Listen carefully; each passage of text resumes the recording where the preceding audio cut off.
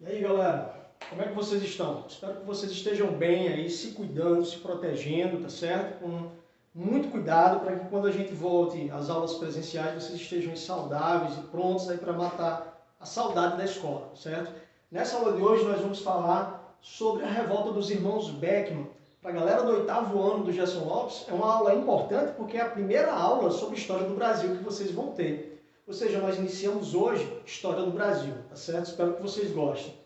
E a revolta dos irmãos Beckmann está num conjunto de revoltas que nós chamamos de revoltas nativistas. Vamos entender o porquê e as principais características.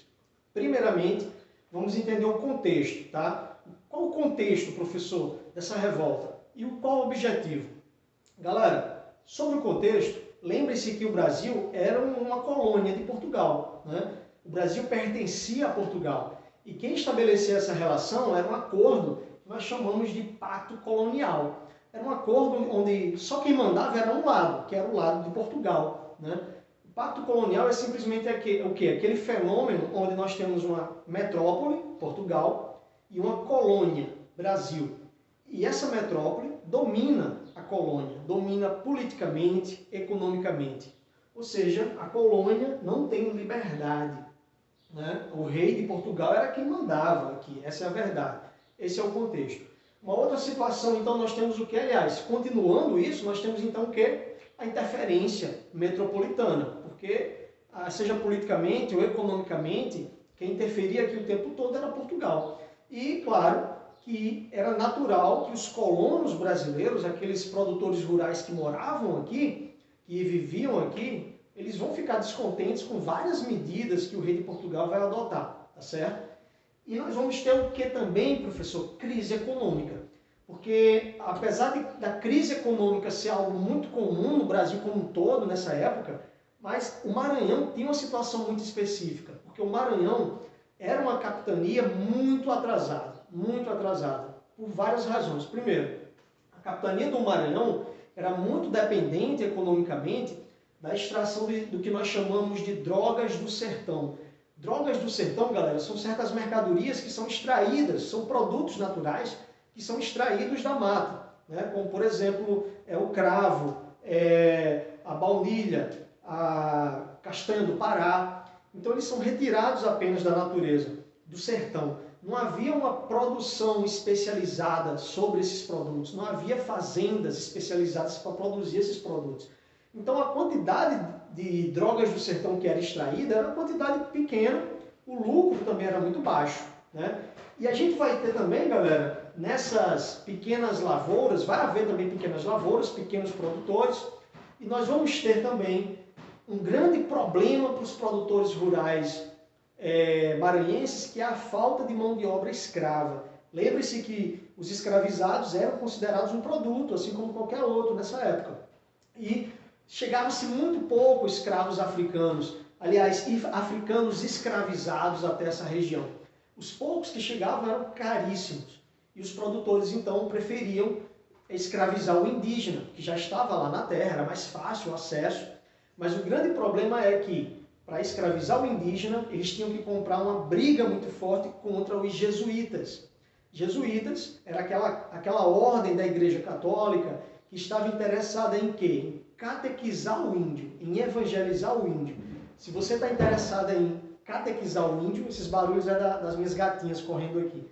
Se você está interessado em catequizar o índio, então você não vai permitir que ele seja escravizado pelos colonos, tá certo? Essa é a situação. A coroa portuguesa vai tentar resolver esses problemas de algumas maneiras. Por exemplo, a coroa portuguesa vai criar a Companhia de Comércio do Maranhão. A Companhia de Comércio do Maranhão, galera, na verdade, vai aumentar o descontentamento dos comerciantes maranhenses, porque era uma empresa criada por Portugal que tinha como objetivo vender produtos portugueses no Maranhão, produtos caros como vinho, azeite, tá certo? Tecidos, produtos bem caros.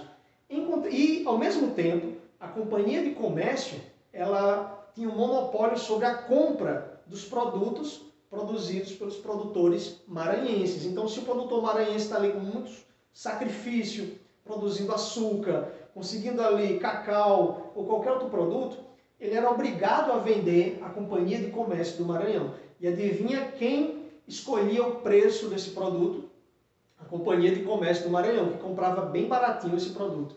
Ao mesmo tempo, a companhia vendia os seus produtos muito caros aos produtores maranhenses. Então, olha como isso vai aumentar a raiva desses produtores contra as medidas da coroa portuguesa. E aí, galera, claro, esse monopólio, lembrando, é o que nós chamamos também de estanco. O estanco é esse monopólio que a Companhia de Comércio exercia sobre a economia do Maranhão.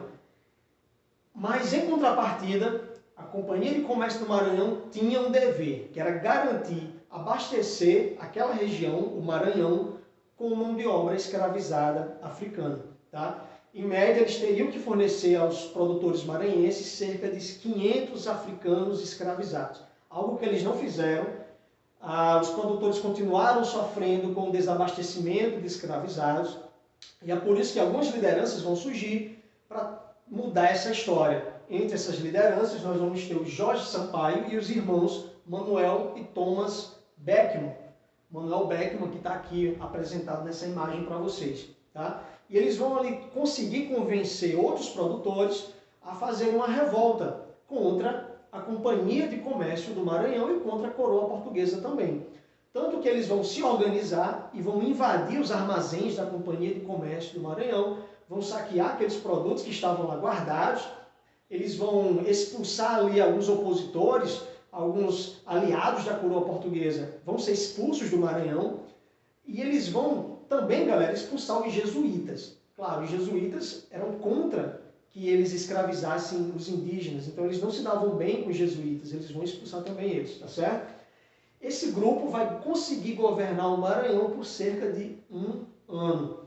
Então as principais ações desse grupo foram o quê? Primeiro, recapitulando, deposição do Capitão Mor. O Capitão Mor, galera, ele é meio que uma liderança policial na capitania. Cada capitania tinha o seu Capitão Mor, tá certo? E ele era nomeado pelas autoridades portuguesas.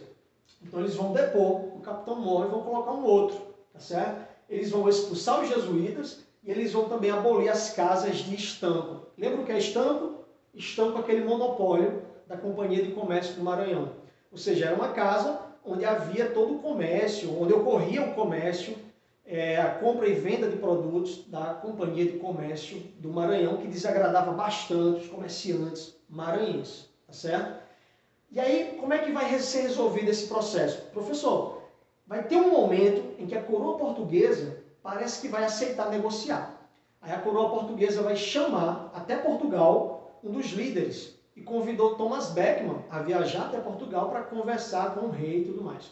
Thomas Beckmann foi se achando, né? Achando, pô, os caras estão me chamando para ir lá, quer dizer, eu sou um grande líder, eu consegui fazer uma revolta muito grande e tudo mais. Galera, era uma cilada. Na volta, Thomas Beckmann foi preso e os principais outros líderes, o irmão dele, o Manuel, o Jorge Sampaio, foram mortos, tá certo? E outras lideranças foram expulsas, foram exiladas.